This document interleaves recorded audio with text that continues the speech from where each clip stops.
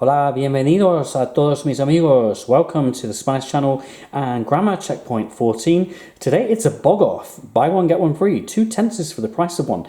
We are going to learn how to form the conditional and future perfect tenses. Exciting. Right, we are getting serious today. So, if you haven't completed lessons 12 and 13 on the perfect tense and the pluperfect tense, please stop right there. Thank you very much. Head on back to those, complete those before you tackle the conditional and future perfect. So these are both future tenses. We are learning both of them at the same time because they are actually formed in almost the same way. They are compound tenses, meaning there are two verbs, consecutive verbs, that have been conjugated. They've both been changed. Some examples of the conditional perfect for you.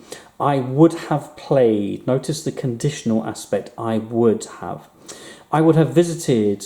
I would have enjoyed. Notice played, visited, enjoyed are all PPs, past participles. You would have decided. She would have believed. He would have greeted. We would have gifted. You would all have discussed. And they would have closed. Whereas your future perfect is a little different in that we have examples such as I will have played, I will have visited, I will have enjoyed. So instead of saying I would have, i.e. conditional, we're saying the future I will have. And we still have our past participles. Look, played, visited, enjoyed. Another example, you will have decided, she will have believed, he will have greeted, we will have gifted, and you will all have discussed, etc. How are these tenses formed in English? Have a quick think about it. To form the conditional perfect, we start with our pronouns. I, you, she, he, we, all of you, they. We then are going to conjugate the verb to have in the conditional, would have. And we use would have for all of these. I would have played. He would have greeted, they would have closed. And the final part to this is changing our infinitive verb, for example, play, visit, enjoy, adding our ed to the end to make the pp, past participle. I would have, there's your conditional, played, there is your past participle. It is exactly the same for the future perfect, although we, of course, instead of saying I would have, are changing it to the future. I will have. So I will have played, I will have visited, and all the way through we do the same. We still have our past participles. And how do we do this in Spanish? Well, here we have our mega conjugation grid. And be careful. Yes, we have our usual pronouns along the left-hand side. But then I've got two different columns for you. This is your conditional perfect column.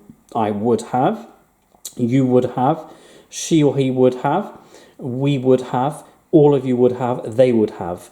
And then you've got your past participles over here. So I would have left, habría dejado. I would have lived, habría vivido. However, if you want to use the future perfect, you're going to refer to this column. So, I will have, habré, you will have, habrás, she or he will have, habrá, we will have, habremos, all of you will have, habréis, and they will have, habrán, with, again, our past participle. So if I want to say I will have arrived, I'm going to say habré, I will have, habré, llegado, arrived. I will have gone, habré ido. I will have lived, habré vivido. So let's just check your recognition of these verbs. How would you say, como se dice, I would have lived? I would have is the conditional, so habría vivido. What about we would have diminished?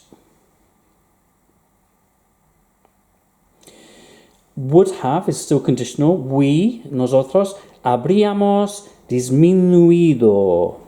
Let's speed things up a little bit. They would have gone. They would have gone. That's they. Habrían, they would have, ido, gone. One more conditional. She would have given. She would have given.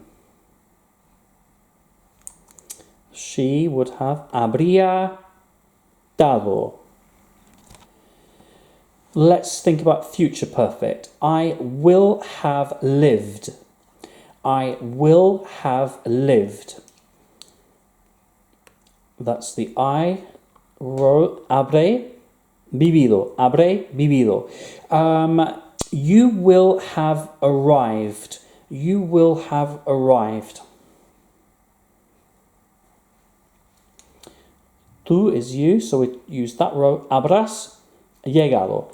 And finally, all of you will have gone.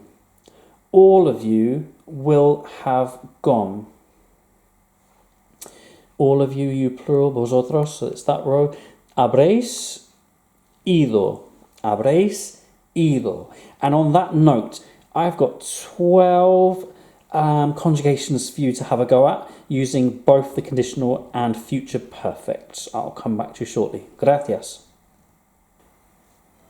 Y tus respuestas and your answers, which I'm going to reveal onto the screen now and leave there for you to double check against what you have. Have another go. This time we are going to change the pronouns just to make it a little bit more complicated.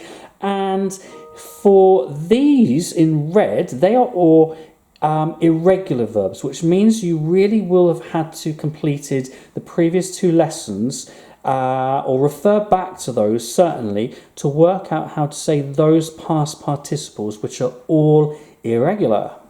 Good luck. Buena suerte. Y finally, vamos a ver, let's see. Your answers appearing before your very eyes. Have a look through, correct those for me.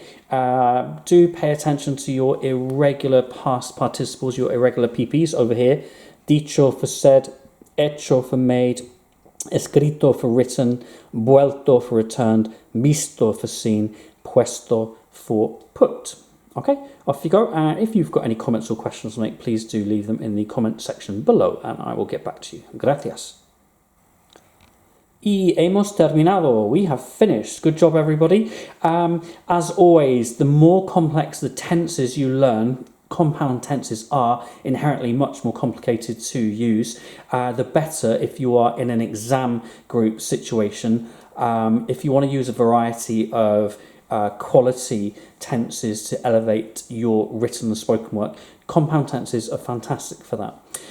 In addition, grammar checkpoint 15, the last tense or sort of tense we're going to learn is the subjunctive mood, the moody tense. Now that is the one that's going to really elevate the quality of your work. So I look forward to seeing you then. Until then, hasta luego, adios.